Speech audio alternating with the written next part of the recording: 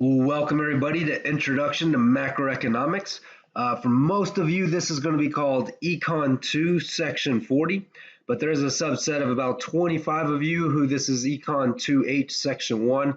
That is the honors section, and we're going to talk a little bit about how your class is different, not only in this video, but a special honors video that I also made to help introduce the class.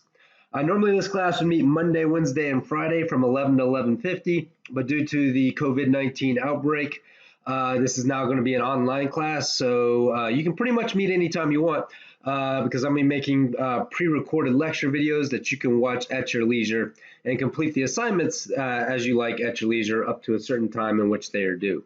So basically this class is going to take place online through iLearn, and then office hours are going to take place through Zoom. We'll talk a little bit more about that in a few minutes. I'm your host on your economic journey this quarter. My name is Joab Corey. Just call me Joab is fine. Please don't call me Mr. Corey. That makes me feel really old. Please don't call me Dr. Corey or Professor Corey. That makes me feel like a nerd. You can just call me Joab. My office is 3107 Sproul Hall, but we are currently not allowed in those offices until at least May, so you won't be able to find me there until later this quarter, if at all. My office phone number is 951-827-1570. But again, until we're allowed back in our offices, that information is pretty useless. If you call that number right now, I'm pretty sure nobody's going to pick up. So I am going to give you my cell phone number. That is 304-545-8780. Feel free to call me at that number if you desperately need to speak to me. All I ask is that please don't text me. If you need to write out a message to me, just email me instead, because it takes me a lot longer to text out things than to type out things. I'm kind of old and never really grew up texting, so it still takes me a while to do that.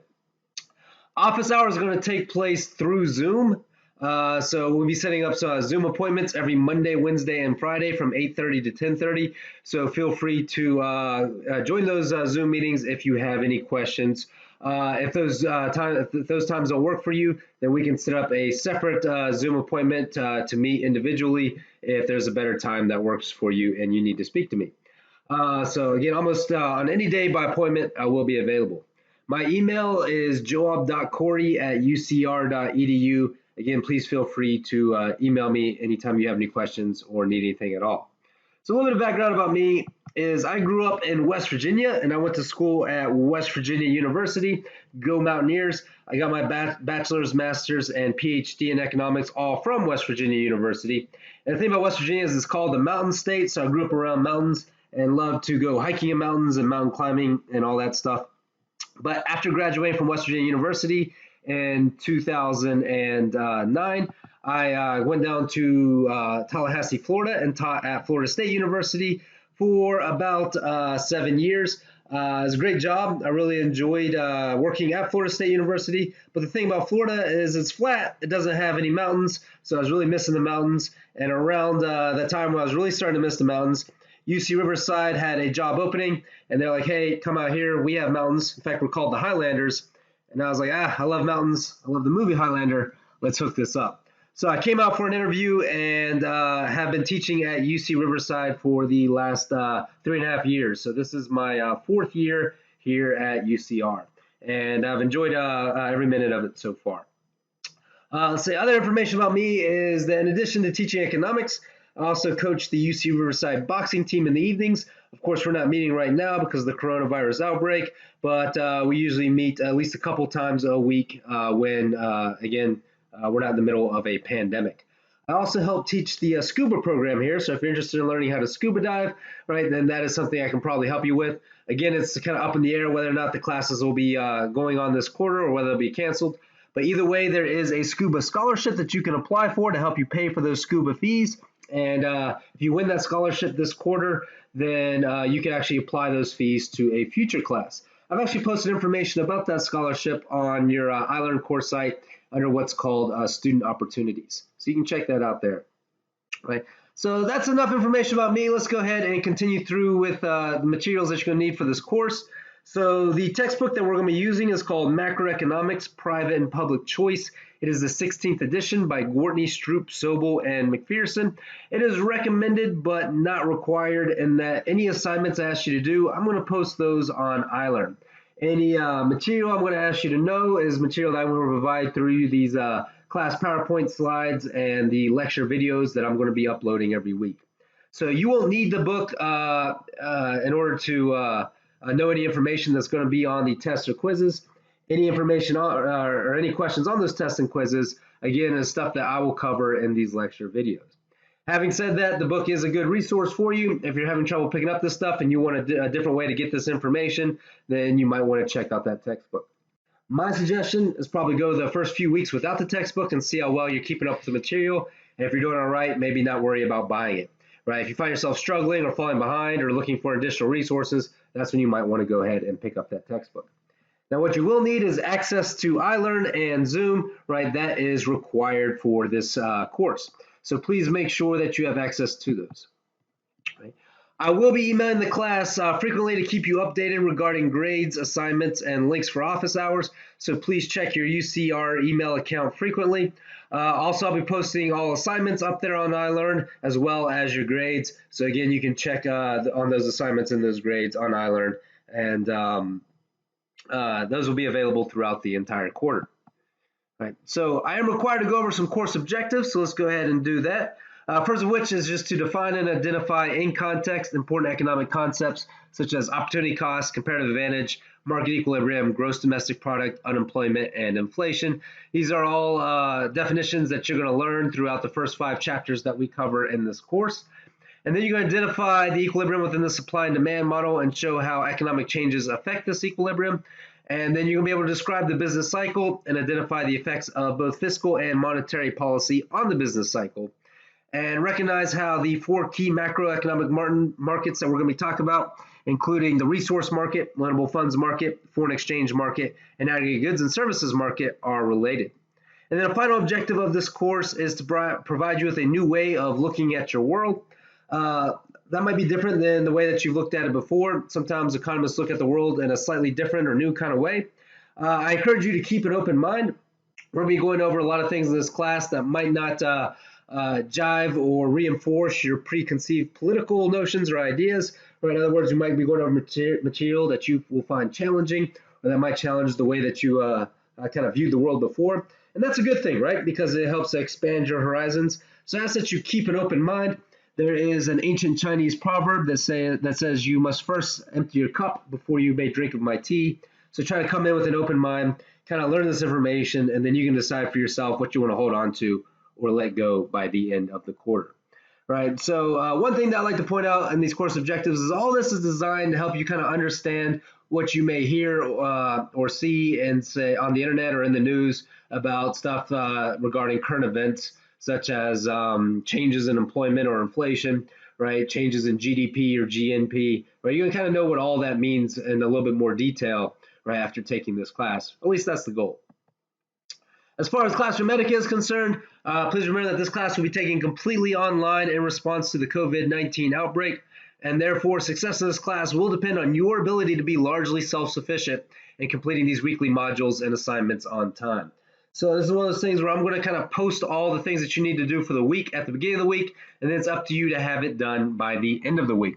I'll be sending out pretty frequent email reminders and things like that to try to keep you on track, but it is up to you to keep yourself on track for this course, or again, complete these on time. So you do have to be kind of self-sufficient or be able to work independently.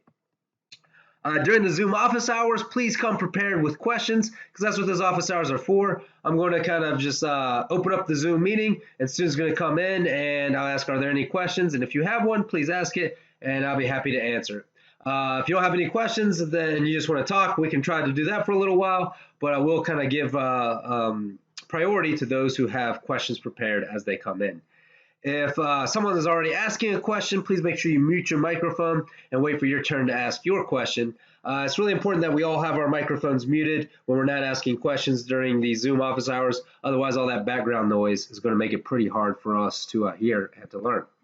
Also, please be respectful of your fellow classmates when interacting with one another, whether it be during office hours, a review session, or your discussion sessions. Right? I know sometimes when there's the anonymity of us being behind screens, right? Sometimes there's a tendency for people to lose control or maybe disrespect one another. Please don't allow that to happen in this class. Let's try to respect everybody and their beliefs. Right. With that in mind, let's go ahead and talk about the stuff that you really care about, and that is the grades. So here's the general grading scale for the course. So I give you that 0.5 roundup, but other than that, it's pretty much what you might expect. So an 89.5 to 100 is an A, a 79.5 to an 89.49 is a B, and so forth and so on. Right, so that's the general grading scale. I do give pluses or minuses. Right, if you are in the top 1.5% of the range, you get a plus. If you are in the bottom 1.5% of the range, then you're going to get a minus. And then if you're in that middle 7 to 8% or so, right, then you are going to get the regular letter grade. Right, so here is the exact number of points you need to get the grade you want in the class, and here are the percentages that correspond with that number of points. Please note that this is a hard scale, meaning that if you have, say, 357.98 points, right, that is a B plus. That is not an A minus. I do not round up beyond that 0.5% that we've already talked about, right? So whatever number of points you get, that is your grade in the course, right? Again, there is no rounding or anything like that that's going to get you up to that next highest grade. So make sure you do get the number of points you need to get the grade you want in the class. As far as grading is concerned, here's where your grades are going to come from. We're going to have 30 points come from discussion session activities. You're going to have 100 points coming from these weekly module quizzes. You're going to have another 30 points coming from these pre-exam unit quizzes. And then your exam is going to be worth 80 points each. If you add up all those points, you'll see that's a total of 400, which is 100% of your grade, meaning that every 4 points counts for 1%, where every point in this class counts the same. So we're going to talk about each one of these individually, one at a time, so you kind of see how these assignments work. So for discussion session activities, each week there's going to be a discussion session assignment due at the end of the week worth 5 points. Each discussion session assignment is due by 11 p.m. Pacific Standard Time on Friday of that week. So no matter what time zone you're in, please make sure that you have it submitted by 11 p.m. Pacific Standard Time in order to get credit. Right. There will be 10 total discussion session assignments, of which the highest 6 will count towards your final grade. So again, there's only 30 points possible for this discussion session activity portion of your grade. There's going to be 10 assignments at 5 points each, so only the highest 6 count towards your grade. What that means is that you can miss 4 discussion session assignments or do poorly on 4 before they count against you, right? So again, if you happen to miss a few discussion session assignments, please don't ask me for a makeup or to extend the time, right? Just remember that you're allowed to miss 4 of them because only the highest 6 count towards your grade. A lot of your grades are going to come from these weekly module quizzes, which are worth going to be a total of 100 points of your grade. So every week you'll be completing a module quiz that is focused on only the material covered in that particular week or that module. Each module quiz is 10 multiple choice questions worth 1 point each for a total of 10 points per quiz. Each module quiz is also due by 11 p.m. Pacific Standard Time on Friday of that week. So again, regardless of your time zone, please make sure you have it completed and submitted by then. Now you're going to have 3 attempts for each one of these module quizzes, and the highest score is the one that counts. So if you take the module quiz the first time, and let's say you get like a 6 or 7 out of 10, and you're not happy with that grade, if you take it a second time and you get, say, a 10 out of 10, so you're pretty happy with that, but just for fun, you decide to take it a third time, and you get like a 9 out of 10, then the 10 out of 10 is the score that will stick. Now, I will say this, though. If you do take it 3 times, please make sure you submit it all 3 times. You don't have to take it all 3 times if you don't want to. If you're happy with your grade after the first attempt, then you can stop there. You don't have to take it again. But if you do start a second attempt, make sure you submit that second attempt, because if you don't submit all your attempts, then it doesn't give you a grade. It just says unsubmitted, and therefore you won't get a grade for that particular week. So again, you don't have to use all 3 attempts, but make sure you submit your attempt for each attempt that you use. The pre-exam unit quizzes are going to be right before each exam, and they're going to cover all the material covered so far in that unit. So rather than just covering 1 week of material, they're probably going to cover around 3 weeks worth of material. And you only have 2 attempts to take each of these quizzes, again with the highest score being the one that counts towards your grade. Now each of these quizzes will consist of 11 multiple choice questions worth 1 point each. And so again, it's worth a total of 10 points. This means you can miss 1 question and still get a 10 out of 10 on the quiz, or you can actually get 11 out of 10, which is like getting a bonus point if you get all 11 questions correct. Again, you have 2 attempts for each unit quiz, with the highest score being the one that counts. And the purpose of these quizzes is to help you prepare for the upcoming exam. And speaking of exams, remember there's going to be two midterm exams worth 80 points each. So each of these exams is going to consist of 21 multiple choice questions worth 4 points each. If you're good at math, you know that adds up to 84 points. So you can miss a question and still get 80 out of 80 on the exam. Or it's possible to get 84 out of 80 if you get all 21 questions correct, which again is like 4 bonus points for you. Now, on the module quizzes and the pre-exam unit quizzes, you're allowed to use your books, your notes, the lecture videos, or help from other people in the class. Try to maximize your score on those quizzes. But please note that for the exam, you're only allowed to use a blank scrap piece of paper, something to write with, and a scientific or four-function calculator. You're not allowed to use any other materials, no books, notes, or internet sources, or help from any other students. So while you're using all these sources for your quizzes, keep in mind that you will have to understand and answer these questions on your own for the exam. So you may want to practice trying to do these questions without these materials for the quizzes, just to make sure that you can understand them. And these exams will be taken during your regular class time from 11 a.m. to 11:50 a.m. Again, Pacific Standard Time on Friday, April 24th for exam 1, and then Friday, May 22nd on exam 2. These exams are the only time that you actually have to be in class at those times in order to take these exams. Again, you're going to take them online, but you will have a limited window equal to your class time in order to take them. And don't worry, if you have accommodations set forth by the SDRC, we will arrange for you to get that extended time according to those accommodations. And then there is one final exam. It is cumulative. It covers everything throughout the entire course. It's worth 80 points. It consists of 41 multiple choice questions worth 2 points each. Again, that means you can miss a question and still get 80 out of 80 on that exam, or you get 82 out of 80 if you get all 41 questions correct. There is a policy I've implemented in my classes that's kind of a student favorite. A higher score on your final exam will replace your lowest midterm exam score. And what that means is if you get, say, a really bad score like a 40 out of 80 on exam 1, and then let's say you get like a 60 out of 80 on exam 2, and then you get a 72 out of 80 on the final exam, well, that 72 is going to take that 40 from exam 1, and it's going to replace it with a 72 out of 80. So it's going to add essentially 32 points to your grade. And the reason why I do this is because it's been my experience that a lot of students tend to have kind of an off day, and if that off day happens on an exam day, then students' grades tend to be in jeopardy. But if you do well in the final exam, then that shows me that you learned that information that you didn't know for exam 1. As long as you know it by the time you take the final exam, then that means that because you retained or learned that information, I think you deserve to have your lowest exam score replaced. So again, that's a policy that I have there to kind of help you if you do struggle on one of those previous exams.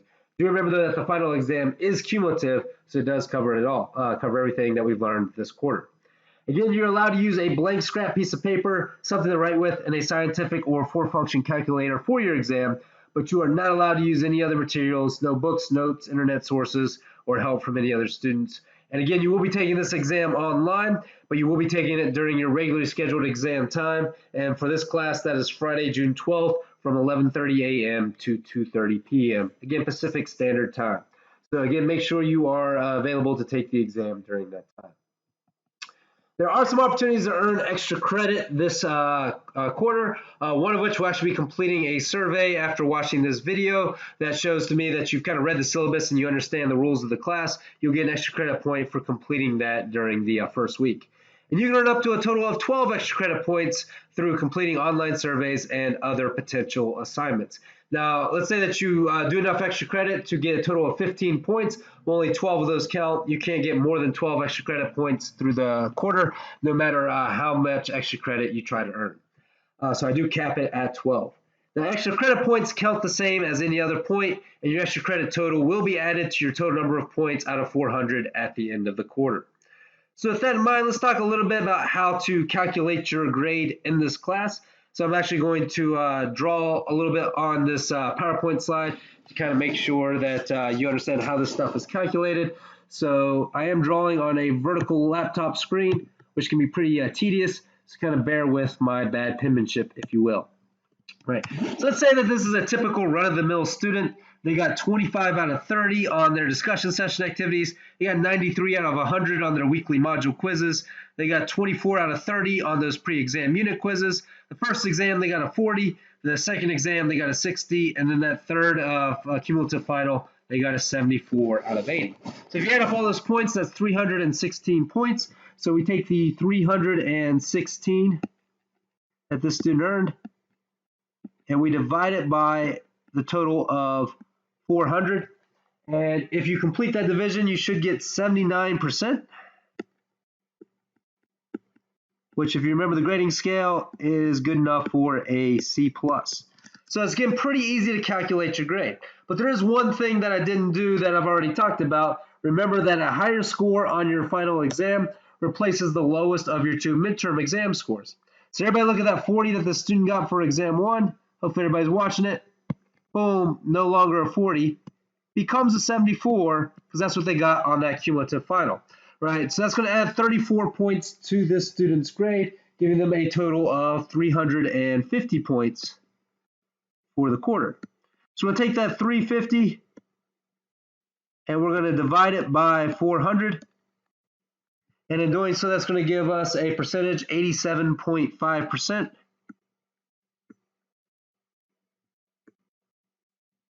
Which is good enough for a B, right? But remember I told you that there was also extra credit points possible, right? What if this student also completed 10 extra credit points throughout the quarter, right? Again, we can add that to their total at the end. So if we add those 10 extra credit points, that's going to be a total of 360 points.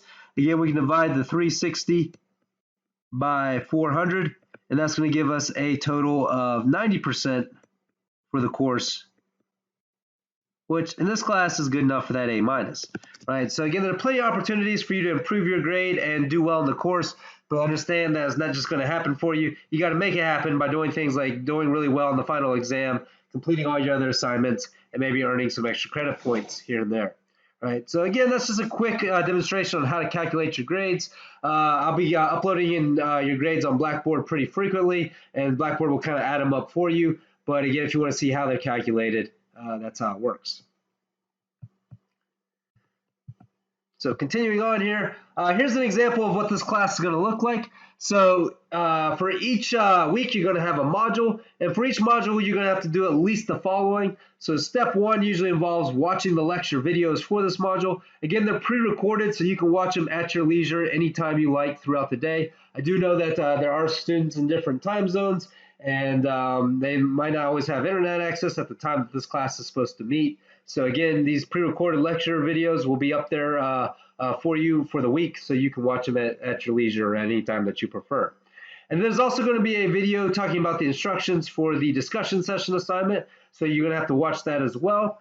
And then complete that discussion session assignment. Again, there's going to be one of those every week, and that is required, or at least 6 of them. Remember, the highest 6 count towards your grade. And then after watching the lecture videos and completing the discussion session assignment, then you can try to do some of these practice questions that I've posted up there for you. And also the publisher for your textbook has come up with a course book that contains practice questions, and I posted those for you as well. Now, those won't be graded. Those are completely optional, but they'll kind of test your understanding so you can make sure you understand the material before you start to complete that module quiz, which is required. Remember that it's going to be worth 10 points for each week, and you have 3 attempts at it, with the highest score being the one that sticks. So that's what most modules are going to look like. And then some modules, the ones for weeks 3, 7, and 10, are also going to have a unit quiz that you need to complete on top of all this stuff. And then modules 4 and 8 are going to have those midterm exams that you need to complete on top of all that stuff. I'm going to real briefly here take you into our iLearn course site so you kind of see what those modules are going to look like. So when you log into our Blackboard course site, this is what you're going to see, right? And then if you want to check out like the syllabus, you can always find that here, right? If you want to check out any of the course materials, I'll post it up there. I'll post them here for you. So these are PowerPoint slides from the publisher that I've posted for you. These aren't the ones that we're going to be using in class, but this is a good substitute if you don't want to buy the book but are still looking for an additional resource to kind of look at or learn this material. And if you click in this folder here, you're going to see the class PowerPoint slides and the videos that we are going to be posting throughout the quarter. I'll be posting those week by week. And then this is the folder that will contain the study guides that I'll post for you to help you study for the exam. And then this is the folder that will contain the review session videos that I'll also pre-record and post for you to help you study for the exam.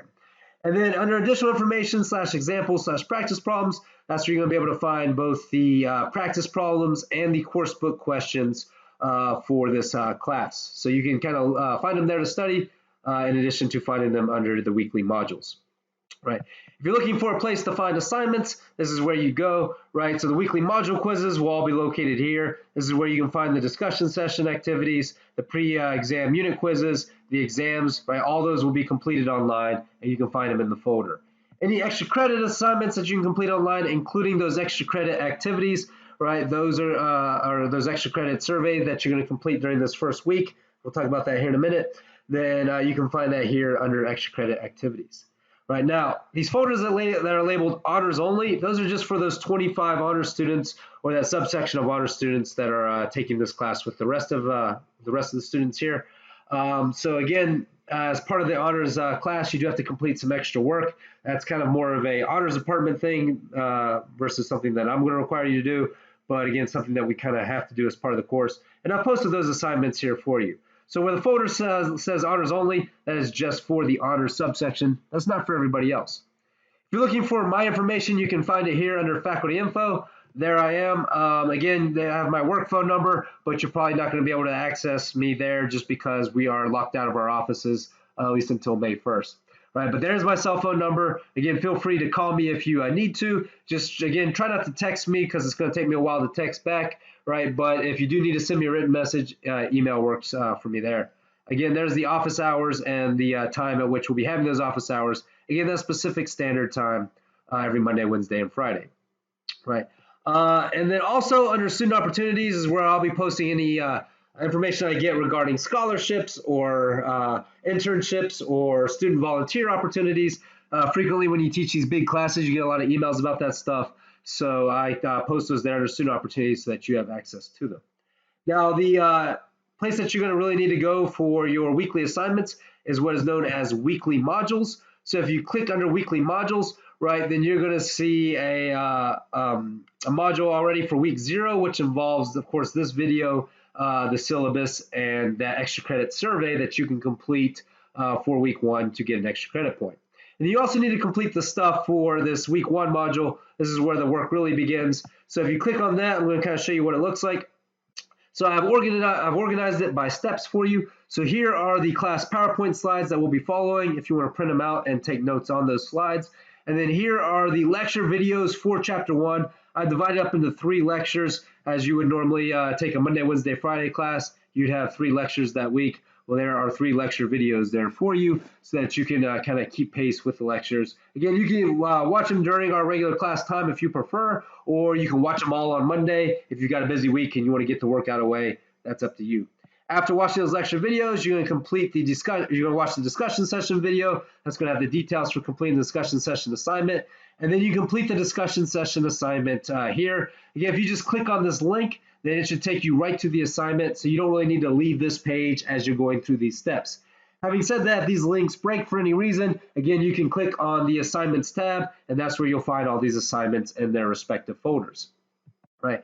After completing that, again, these practice questions are optional, right? They will not be graded or count for any credit, but it's a good way to test your understanding before you complete the module quiz, which is, again, something that you're going to have to do for every single week. And it's always going to be due by 11 p.m. on Friday of that particular week. Again, that is Pacific Standard Time. So that is what a typical module is going to look like. Again, some modules are going to have those those pre-exam unit quizzes, and then some modules are going to have some online exams for you to complete as well. But it's kind of laid out in this step-by-step fashion to make it pretty easy for you. And as long as you're on this weekly module page, then everything's just one click away. So you can go through and complete it all at the beginning of the week as you see fit, or spread it out throughout the week. That is up to you. I will try to have every week's module posted by the end of the previous week. So here is the module for week 1. I hope to have the week 2 module posted by the end of week 1. So hopefully by Friday night of week 1, I have all those lecture videos and assignments ready for you to go so that you'll have the weekend and the whole next week to complete them. All right, so going back into our slides here. So that's kind of what this class is going to look like. Again, it's going to be completely at your own pace, except for the exams, which have to be taken during certain times. As far as suggestions for studying or preparing for this class, the modules have actually already been laid out to optimize your success as a student. So my only suggestion is that you follow through on each step of the module. The best way to do well in the class is to complete all the steps for each module, even the optional ones. And I wouldn't wait until the last minute to start completing everything in the module. In other words, I'll probably start towards the beginning of the week. That way, if you have any questions about anything, you can always ask me during those office hours, and make sure that you're kind of staying on top of everything. It is important that you do watch the lecture videos carefully and take notes, as materials on the test will come from these lectures. So again, if you need to pause or rewind the lecture as you're taking notes, then I'd recommend that you do that.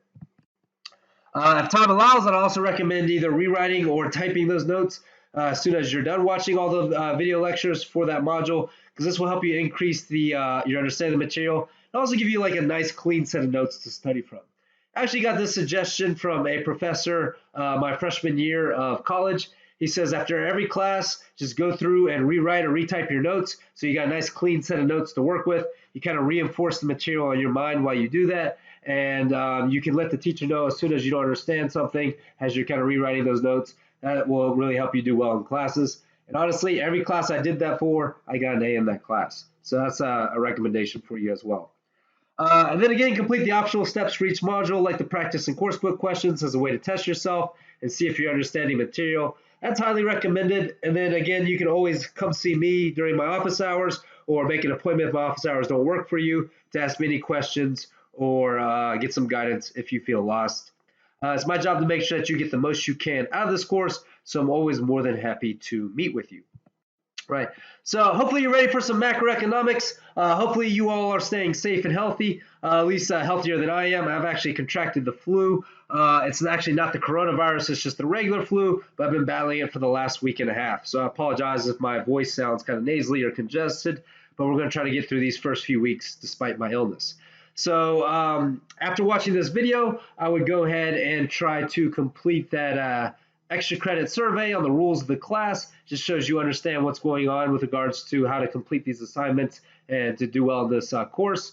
It also has a few questions on academic honesty, just to kind of emphasize how important that is and hopefully help you stay honest and not cheat this quarter. And then after you complete that survey, which is due by 11 p.m. on Thursday of week 1, then I will go ahead and start the assignments for your week 1 module, which includes watching those lecture videos, watching that discussion session video, completing that discussion session activity, doing those course book or practice questions in order to make sure that you're ready for that module quiz, and make sure you have that module quiz completed by 11 p.m. on Friday of week 1. So I think that's it. I think you have a pretty good idea of what this class is going to look like. But if you have any questions or anything like that, please feel free to email me, or you can always, again, stop by the Zoom office hours and ask me questions there. I really look forward to teaching you all this quarter. I know this format's a little unusual. The setup is not what I'm used to either, but we're going to try to get the most out of it and hopefully still have a good time. So with that in mind, let me know if you need anything, and have a good one. Stay safe and healthy. Take care.